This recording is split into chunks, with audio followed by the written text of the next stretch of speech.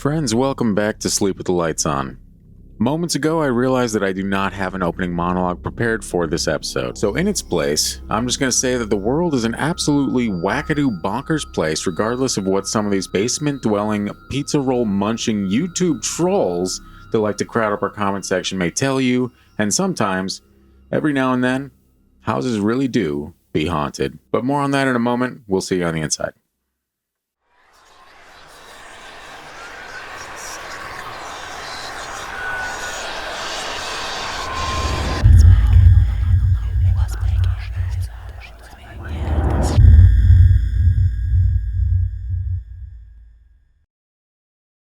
Folks, welcome back to Sleep with the Lights On, Volume 9. We've got some humdingers for you, if people are still using that phrase. I'm sure they're not.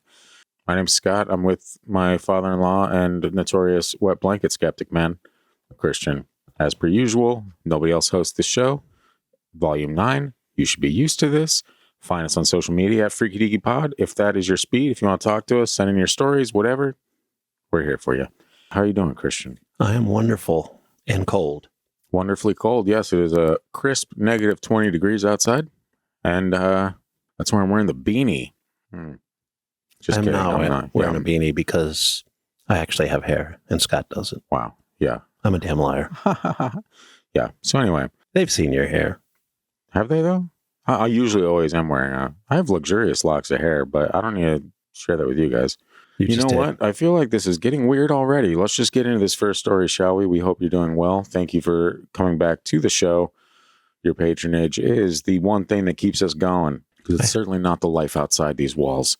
I had somebody ask me when we were going to have our freaky deaky nightlight, since we tell everybody to sleep with the lights on. That is a brilliant idea, and I will look into it. In the meantime, let's get started on this bad boy, huh? This first story is called My Grandparents' House. And it's from Salty Fresh Water Man. I've been to my grandparents' house, and sometimes it is not pleasant. Maybe it's a little spooky. Mothballs? Oh, spooky. Sure. Anyways, it goes. I've lived and stayed in the house throughout my entire life. It was my grandparents' house, built on just originally vacant farmland in the 70s, that developed into a sprawling gas crisis family suburb and slowly became the elderly heights of town as the parents stayed and the kids left. That house was definitely haunted. No real bad history on the land, but my mother improperly used a Ouija board in her teens. Before anyone in the family, Christian, your skepticism showing, before anyone in the family even passed, crazy stuff would happen. There's some sort of shadow figure downstairs that is just the worst. Slim and tall enough to touch the ceiling. When I was little, I vividly remember being chased upstairs by this thing. I lived in my grandpa's room. They slept separate due to my grandma's snoring. Classic. I would hear screaming that only I could hear as a little kid. I grew older, and most of it just became an eerie feeling. Family members passed, and you would have encounters with their ghosts. I would stay there in the summers only after that, and mainly just hear footsteps and odd whispery chatter. Some poltergeist activity would occur, like doors closing on their own in places where they really can't, and you would get unexplainable scratches on yourself. One year my grandpa passed. It was expected as he had been fighting cancer. It was only recently I found out the oxygen machine in his room kept being tampered with. Everyone loved him, and nobody would have a reason to do that. My brother moved into the house with my aging grandmother and had a family there. Well, if you ask my nephew, he sees things. Odd, imaginary friends. He describes the same screaming I can remember, and says that he sees the same figure. One time, he described seeing literally like a deer demon thing standing behind me. I moved into the house as a temporary solution late last year. Weird choice after the weird demon thing, but yeah. I wonder where this place is at. Me too. Well, activity really ramped up. You would hear breathing in your ears, you fell asleep, creepy. The scariest thing was, though, everyone was seeing that shadow figure. It would typically just stand there kind of wobbling back and forth slowly. I was sleeping in my grandpa's old room and would wake up to it in the corner, almost hunched up against the ceiling like it was a spider in the corner of a room. Well, my grandma's health was declining. The amount of oxygen she needed was going up rapidly to the point her home machine wouldn't cover it, and well, she passed. The house just had an eerie quiet to it after that.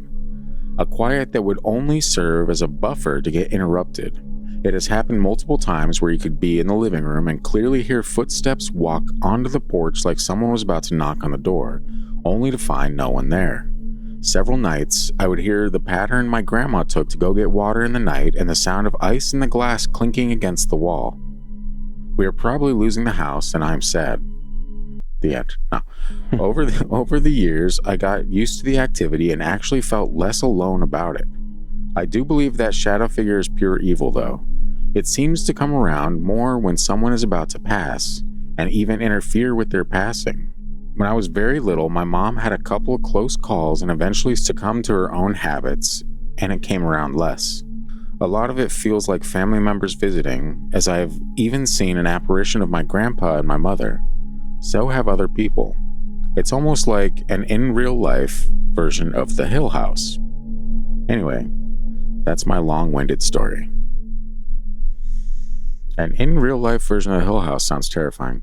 It does, but also worth watching. Kind of cool, right? Yeah.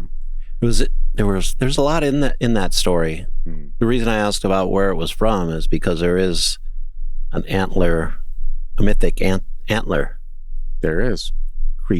Antler creature. Is it the knot deer? No, it's Cernunnos. I may be saying it wrong because it's a Celtic deity associated with fertility, nature, and the underworld. Ooh. Often depicted with antlers. He is considered a god of the wild and animals in Celtic mythology. But some Christians used to basically call him a demon. When Christianity first started going to that region, that's what they labeled that mythic god. There's plenty of weird deer lore out there. There's deer creatures. There's a lot of things with that antlers that are scary from ancient history to even now. So It's fascinating when I see that happen. What do you think about the giant shadow man? The tall, thin shadow man that just wobbles. For whatever reason, that visual, like you're just watching TV and look at the corner and he's just like, there's unsettling. There's certain ways, like different things move or don't move, or in film, the way they film it or cut it to where things look unnatural, and something just sitting there, whether it was even a human, looks weird, and then it looks like a shadow person to this person. A shadowman. Yeah, sounds like a superhero, but a shadow person to the narrator. You know, most of the stuff I don't tend to believe in the way they do. Classic, yeah. Way to whip that out so early in the show, huh? But if you do see something like in your field of vision and you're thinking about your grandparents, you might imprint that on them. But what did you see? Is it an actual thing that anybody could see? You just happen to be looking there? Or is it in your imagination? That's where these things always come down to, and you can't prove it one way or another. I can sit here and say it's in a person's mind all day long.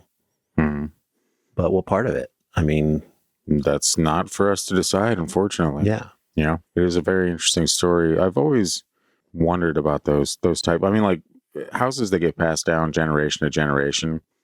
It's a lot of. You got to wonder. There's a lot of energy in those places. Even there's if a it's lot of not ghost. I mean, even if it is ghost, trauma is something that leaves an imprint on a family that you may never know. You know, you could have trauma in your family. I could have trauma in my family that affect the way we live our lives now that is from 100 years ago. Yeah. And I'm sure we do. Yeah. I'm sure everybody has something like that.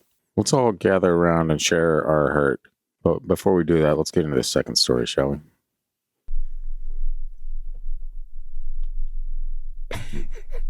The look over there was hilarious from my angle. Yeah. Classic. It's like, are you watching me? Excuse me, this is a private. Probably should have finished that sentence. It's fine. This next one is called Bookcase Boogie.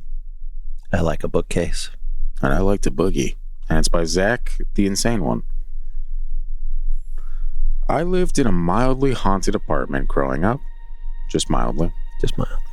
There typically wasn't anything too major, but I saw some weird stuff and had weird stuff happening fairly often. Our smoke alarms were the most annoying thing for sure.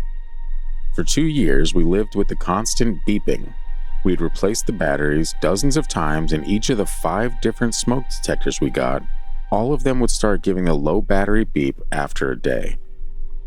Eventually, my mom smashed the last one we got, tossed it out, and we didn't bother getting a new one until we moved out a year later. I've been there. Mm-hmm. I think I'm still there.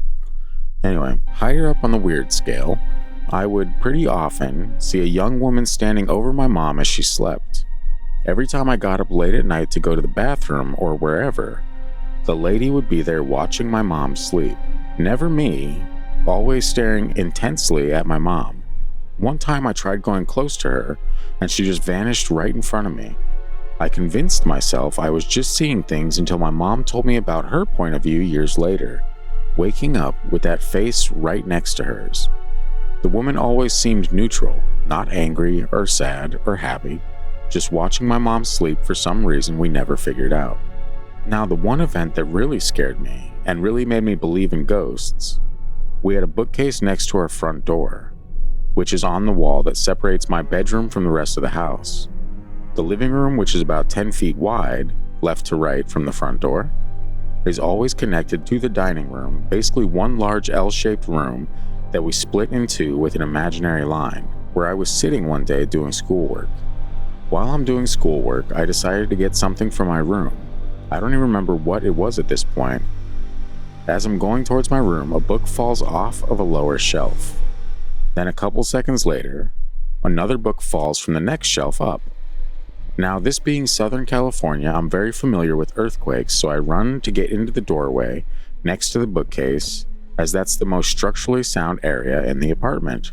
Books are still flying off the shelves faster and faster from higher and higher shelves. That's when I noticed that nothing else in the apartment is moving. No shaking dinnerware in the kitchen, no rumbling noise, just books from this one bookshelf constantly flying off of it.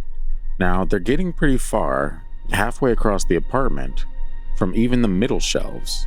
I back up to get away from them when one of the books hits the wall next to me, which is on the opposite side of the apartment from the bookshelf. That's when I really knew something was off and I got scared.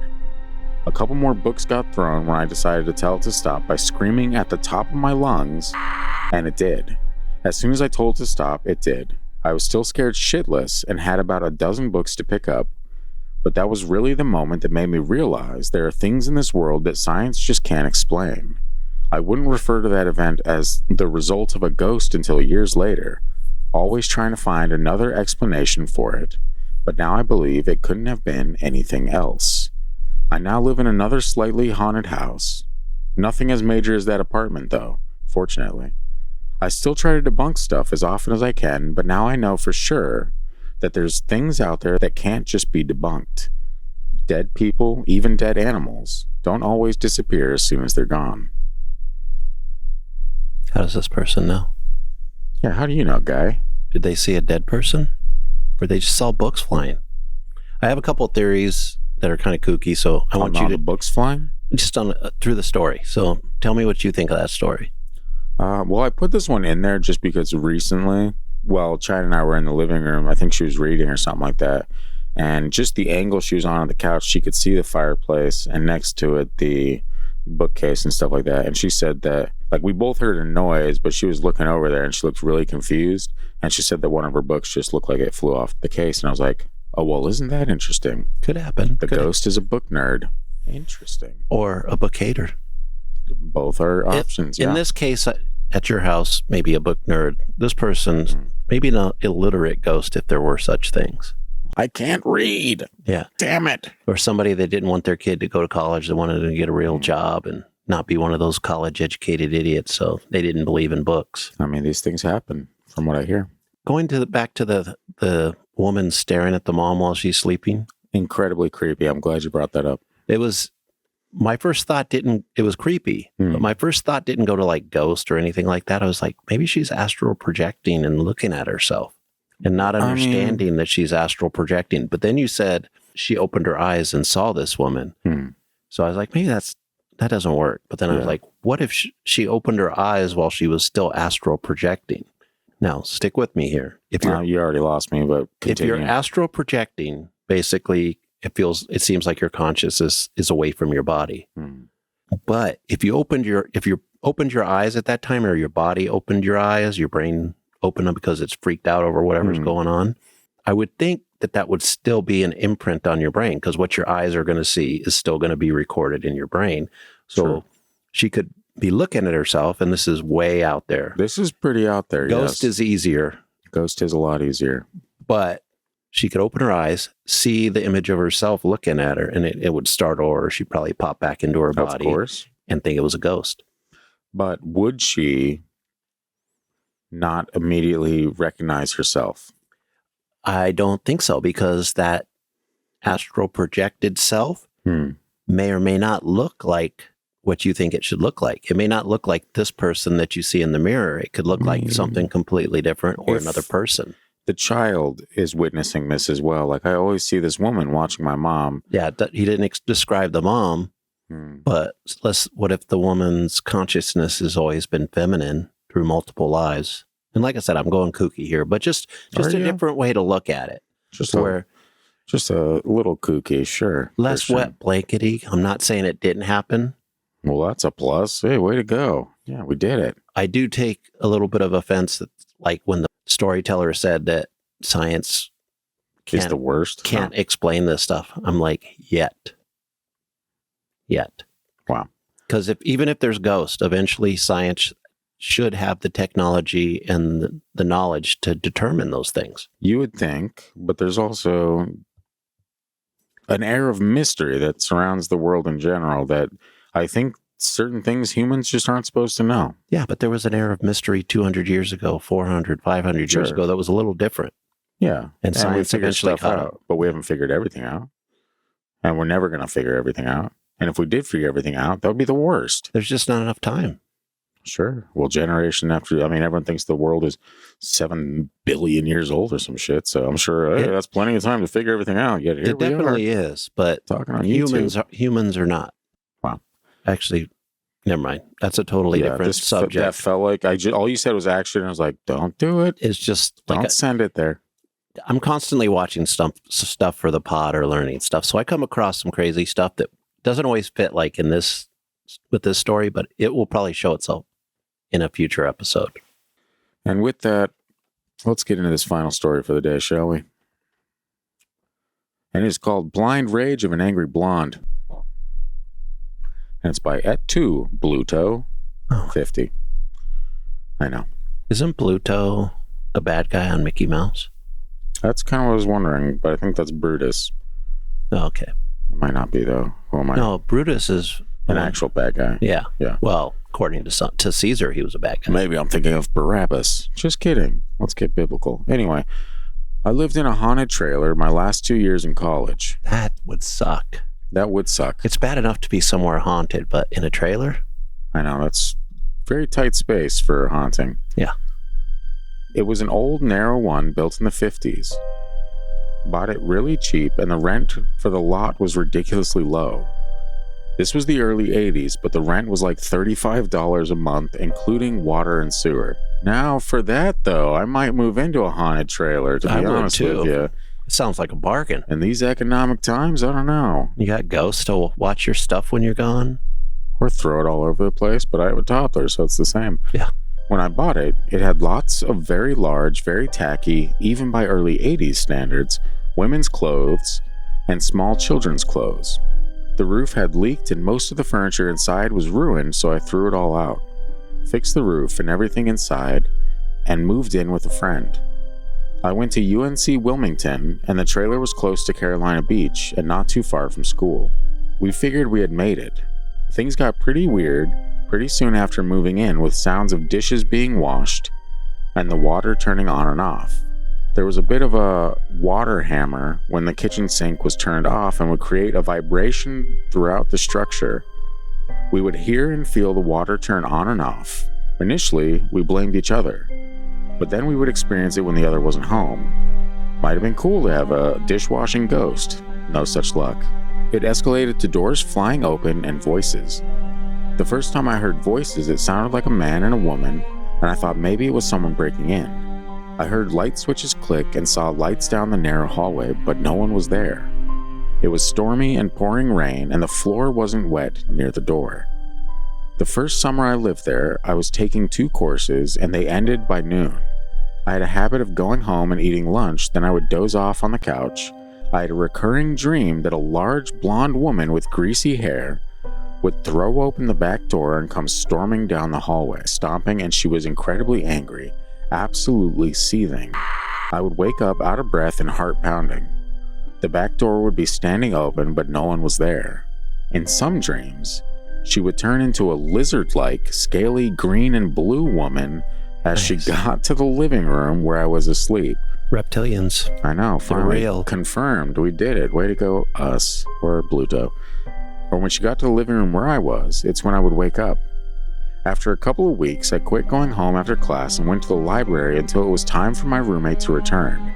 My grades were really good, at least. Oh, it was a kind ghost. I know. I'm sending you to the library. My last several months, my roommate stayed with his girlfriend at her apartment near campus nearly every night, and I was there alone. I started going home, which was 4 hours away, nearly every weekend, unless someone was coming to visit. I dreaded going home every evening and staying by myself. If I didn't go home, I would stay with friends near campus on weekends. Fortunately, I had some good friends. About a month before I graduated, I was talking to our neighbor. He told me that the woman who lived there before us had taken her own life by shooting herself parked in a car in a fairly remote area nearby. She had 2 little girls, and she took them to her sister's first. It was several days before she was found after she had done that. Maybe that's the green scaly look. Ooh, I didn't think about that. Maybe. Who knows? Nobody likes a rotting ghost. Very true.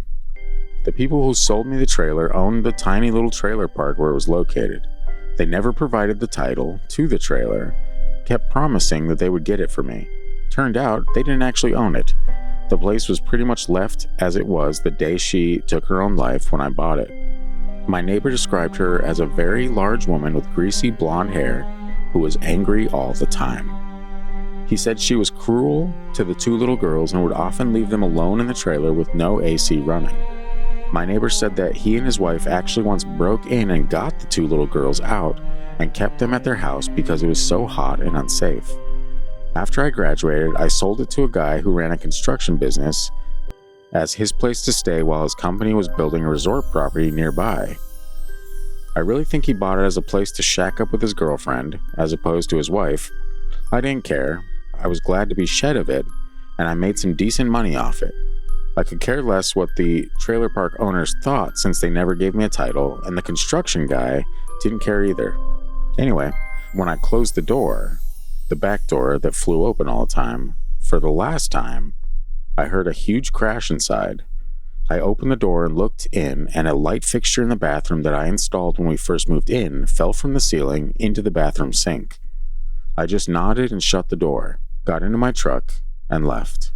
Out of curiosity, I drove by it to see it about a year later, and the construction guy had built an enormous deck onto it. I went by about 2 years later, and it had burned to the frame. All that was left was gnarled, burnt aluminum and that big deck. Well, I like big decks, and I cannot lie. Yeah. But that is a wild story. Ooh. Large Marge. We just named the ghost. And in charge, turns out. Yeah, that's incredibly spooky, man. Can you imagine that? Like, just and we talk about it from time to time, but having, when you come home, it's like, this is my space. This is where my area of solitude. I should feel safe. I should feel okay here. And then just knowing that every time you go home, you have this nightmare of this big ass blonde woman charging down the hallway at you. And then sometimes she's a reptile looking thing. Ooh, no thanks. I wonder if in her existence, she was the type to charge in and, well, obviously she yelled at the kids from what the neighbors said, but maybe the kid's father. And from what I've heard of the story, I'm perfectly fine with her being stuck in the shell of a burnt out trailer park for the rest of her existence in this realm, or until it is deemed that her punishment is done for how she treated her children. Pretty hot take. Yeah. Pretty hot take. But she did sound like she was kind of an a-hole. So, hey, you get what you get. You know what I mean? Yeah. Good riddance. Yeah. When you said blonde, I was like, all right, this is going to be... and then you're like, greasy hair, big old blonde, angry greasy hair lady. Yeah, you're like, oh, maybe not. That's amazing. We don't hear more about haunted trailer parks because there's so many of them that are filled with misery. I'm sure They we really all do be like that. Yeah. we've all had people that live in trailer parks that are fine, but in a lot of places, that's very low income, a lot of struggles, Yeah. a lot of drugs and abuse in those places. I mean, it's kind of A hotbed for negative energy is what you're saying. it's a trope in entertainment now because it's so common of an issue. But also, it's not as cool haunting a trailer as it is a mansion from the You can't say it for 16th sure. century. I mean, how bad of a ghost are you? Wow. Maybe that's why she was pissed. Yeah, you got to move up. That's what I get. Right? You got to do like the Jeffersons and moving on up. Go to a bigger place if you're going to be haunting. It really do be like that. You're right. What happens when you get to the gates of hell and you're like, I haunted a trailer park? I'm like, oh, this guy's lame. Yeah. This big old blonde lady's lame. Nerd. Yeah. I haunted a hotel in San Antonio. Oh. And that sounds much cooler when you're talking to Satan down there in Which hell. you clearly are. Yeah. I am not. Why not? Why not? But When you're in cahoots with the devil, why not? Maybe that's ghost. I'm glad that you found a way to bring it back around. Yeah, you were going off. You're like, I try to bring it back most of the time. yeah. I may take a long route. You take the scenic route back to the episode most of the time. Yeah. Because you don't like, a lot of people will be like, oh, here's the bit, right? And then they'll say it. And then they'd be like, the bit is over. But you're like, this is the bit. And then here's a little more of the bit. And then the bit extends into next week. And then the bit is over here. Oh yeah, that's right. We're shooting something. We're filming something different. Let's go back to this by saying the word ghosts. If it means anything to you, it's because you pick stories that get my mind working. And then since I don't, maybe it's because I don't necessarily just instantly believe a lot of the stories. I'm like, well, how can this happen if there's no ghost or demons or, aliens or Bigfoot? Sure. But you believe in Bigfoot. And I kind of believe that there could be aliens.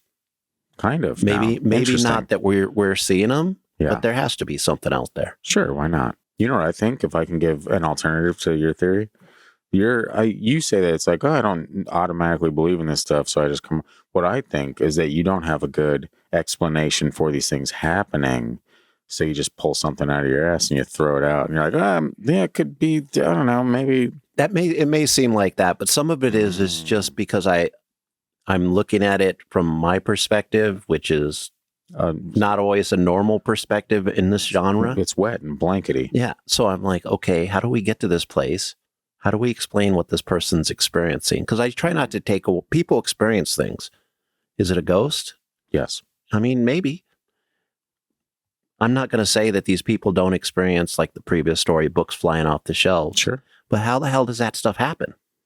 Ghosts. Ghosts don't make sense to me. We connected the dots. Ghosts still do not make sense to me. Books flying off shelf. There's a Venn diagram of ghosts and things flying off shelf. Ghosts don't make sense to me. In the middle. There must be some kind of energy that makes people. We've talked about it before. Yeah. That if you don't understand something, you're going to see something you understand in a lot of cases. That is very true. Because if you see something you don't understand, you might just like freeze like a scared rabbit. Of course. So we're going to make sense of it the best way we can. It doesn't always, and it doesn't for have us, to be true. For us, what makes a lot of sense is ghosts. Because we do since ancient times, we've talked about ghosts. I love when you bring up the ancient times. Yeah. I mean, even when you go back to like Greek times, Mesopotamia, they're talking about ghosts. Sure. And if they had ghosts way back then there's something there. Perhaps. The real question is, was that final story your favorite story of the episode? No. Which one did you like? I liked... Doesn't remember any of the stories? I think I liked the second one, but I'm not sure if it's because there's books involved. Or just the idea of books flying off. Actually, this case, I actually enjoyed all the stories.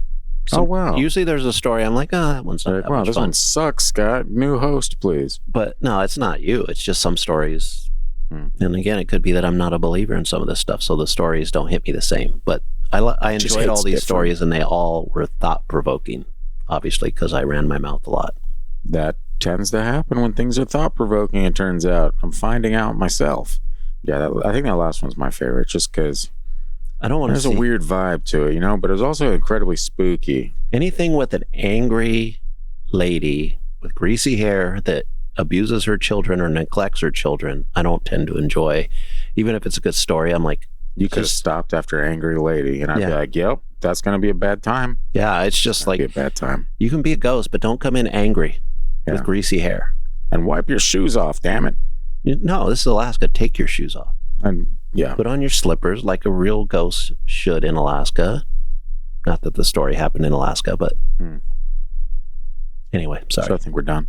I think so. feel like we're done. I feel like it. I feel like we've reached the end. When I'm making jokes about Alaska and ghosts wearing slippers, Classic. we're done. We'll get an Alaska story in volume 10. If you'd like to be in future episodes of Sleep with the Lights On, be sure to send your story into the gang at thefreakydeaky.com. We drop these bad boys every other Friday with a bonus story coming the next day, as you will find mañana, after you subscribe to the channel, of course, which you can do right now. I'll give you a moment.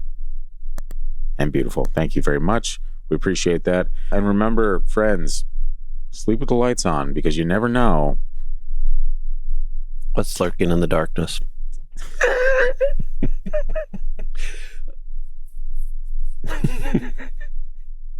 You know what's so funny is every time we get to this point, I'm like, shit. I've been so into the stories, I didn't even think about what the one line that I have to say. You know what? What's lurking in the shadows. We did it. Yay. And everyone at home is like, damn it, Christian. Be scared